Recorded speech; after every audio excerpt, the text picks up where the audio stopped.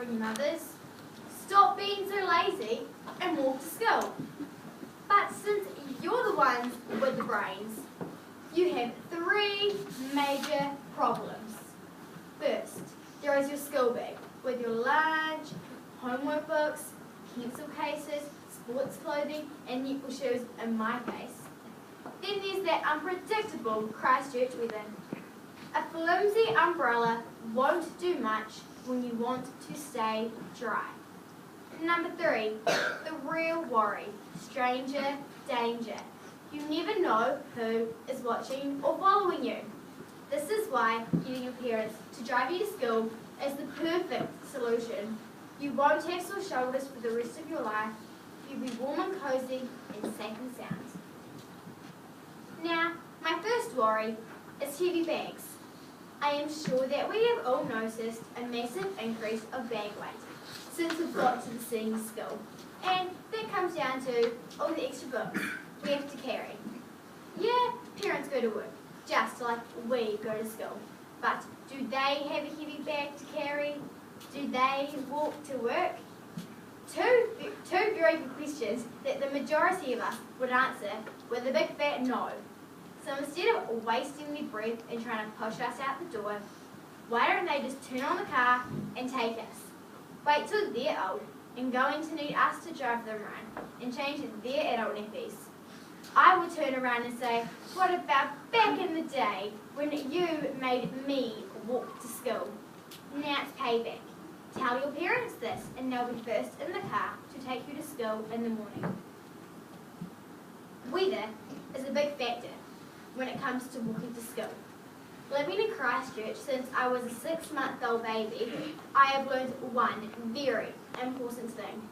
Mother Nature does not like us. Whether she is giving us a shake or constantly changing the weather, that doesn't seem to change her opinion. So you're walking home from school, gorgeous, gorgeous day, the next minute it's raining and muddy underfoot. By the time you get home, your uniform is brown. By the time you get changed, your mum is off to the dry cleaners. All of this hassle could have been avoided if you had just been driven to school. You also wouldn't have a hefty dry cleaning bill. Your journey to school actually needs to involve getting to school. You boys and girls are probably all wondering, what is she talking about? But your safety is vital. Walking to school always involves that risk of stranger danger.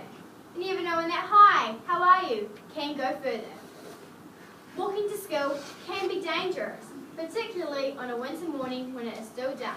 That's when strangers strike. Or you're running late to school and cut down a dark, narrow alleyway. That's always dodgy. Your safety is far more important than your parents sleeping in. They won't want to be child, scared and vulnerable on the way to school or being the next victim of, you guessed it, stranger danger. Their petrol tank will be filled right up to the brim so they can drop you right in the OLB car park. By the time you've given this information to your parents and have soaked it in, you're going to have them wrapped around your little finger. You won't have sore shoulders for the rest of your life, and you won't be all wet, and you won't be the next victim of stranger danger. Your journey to school needs to be safe and enjoyable, and that you actually get there. Make sure your mum fills the car up, because guess what? You're getting driven to school tomorrow, and guess what? You have nice light shoulders, you'll be warm and cozy, and safe and sound.